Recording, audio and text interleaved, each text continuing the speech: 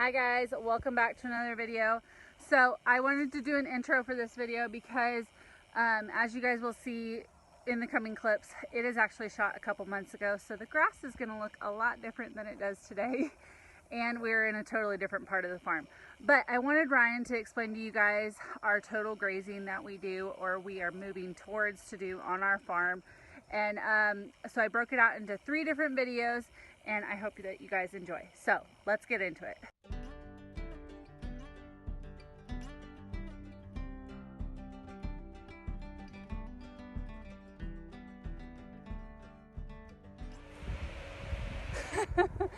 Hi guys, we're back with another video. I have Ryan here, yay! We're very fashionable today. You can tell we don't get off the farm much, and so we just dress to impress each other, which if you're gonna be a grazer, you need a hat that covers your neck and your ears if you're pale complected like myself. Yeah, and then you need... And then contacts are good. I like sunglasses, but when you got your regular glasses on, you gotta have something because it's too bright out here. So you just gotta protect yourself a little bit. You know, it's like working on a road crew. Protect yourself, but you didn't put any sunscreen on before we came. Well, no, but I'm not exposed, just my arms. Yeah. Anyways, anywho, we are out here and we're gonna do you have to wear some... Yeah, some cute little overalls. Some overalls as well. Well, we could go on a full thing. Anywho, we're gonna do a multi-part series here on the cows. So make sure you're subscribed so you don't miss that. Talk about total grazing, what we use to set everything up, and yeah, so let's get into it. So we took this from, I believe, Greg Judy, where we saw the video on it. It works pretty well. It's just a pigtail in this post, and it lets you put in a corner. We're running short little runs here of polywire across. There's a hardwire fence over there, and yeah, you just pigtail it at a slight angle, and then you go your second rung, pop that guy in, bend your post just a little bit, stick it in the ground, and that creates a solid enough corner for you to run your reel off of. So it's pretty effective.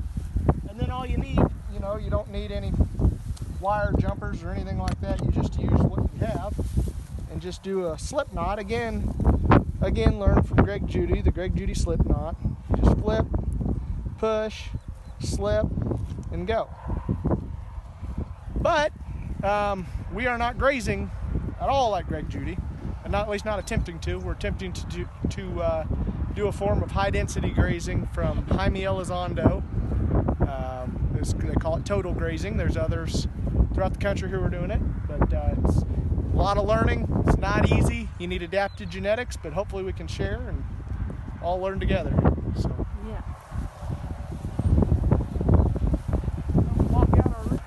Okay. You could so four-wheeler it, yeah. but it's such a short distance that with 2 of us working together, it's kind of nice. I can just walk it out, and Kelsey can use the O'Brien step-ins.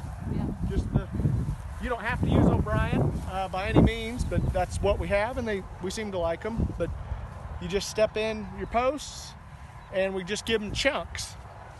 The idea is 4 moves a day, but you got to have good adapted genetics to do that. We're struggling with some of our genetics in order to keep them in good body condition while grazing this the way that we want to graze it. So it's learning, but they're doing okay right now. Their guts are filled, so that's the challenge.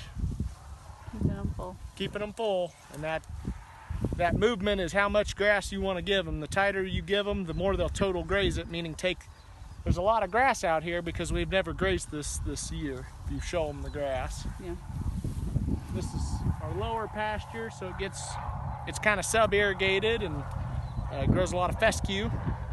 So there's a good stand of fescue in it, and we've been grazing it rotationally for 3 or 4 years now.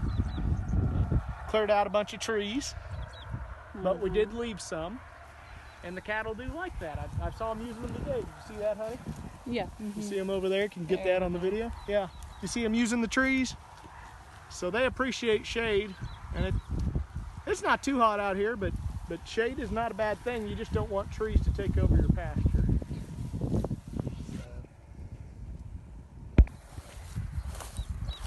Okay, so we gave them bigger chunks this afternoon, but we went ahead and set up this, like you guys just saw. We finished that paddock here. And we're gonna give them this at 6 p.m. tonight. Now, how we do this is only with our poly gate lifters. These things are a lifesaver when you have kids and a family and, like Ryan, a part-time off-farm job. So, okay, Ryan, so what's this brand again? And Agros. Okay. Yep. There's different people using these. Typically, the people that use them, I guess, are intensive grazers, but if you have a remote property or places you don't get very often, these are just automatic polywire lifters. So they work pretty good.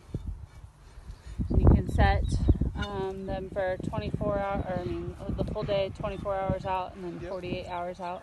Yep. And they make a beeping noise. Yep, and let the cattle in. It's pretty cool to watch. Yeah. It's really, I don't know. I mean, in a lot of ways, it's the future.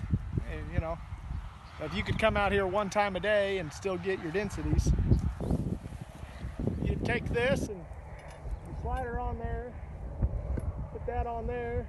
There's just a down and up button, and it runs on solar.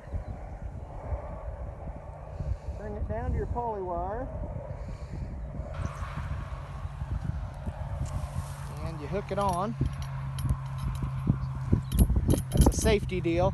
The new ones are a little different. I guess we should have showed that, but just a little safety hook. And then essentially all this is electrified, so cattle don't rub on it. And then when it's time, when that alarm goes off, it's time for them to move. So you can set this deal up. You're gonna be able to see that or not. That's the current time. So open 1, we want it to go off. I said 6. We'll just do it. We're trying to give these cattle some more feed. 2, 3, 4, 5, 6. So at 6 p.m. tonight, this sucker goes off and it beeps and raises the wire. The cattle hopefully will be. If the cattle aren't here down here by it, they may not see it, and it has failed in that regard. You know, if they're way off in another part of the pasture, but typically they're close to where they're grazing at. So typically it works, but then you just give it a good space between your wire and it'll lift. Well, we'll go ahead and end this video here just talking about the supplies that we use for our total grazing, but make sure that you stay tuned for the next next video, because I'll ask Ryan some more questions on total grazing and have more information for you guys. Okay, we'll see you later. Bye, guys.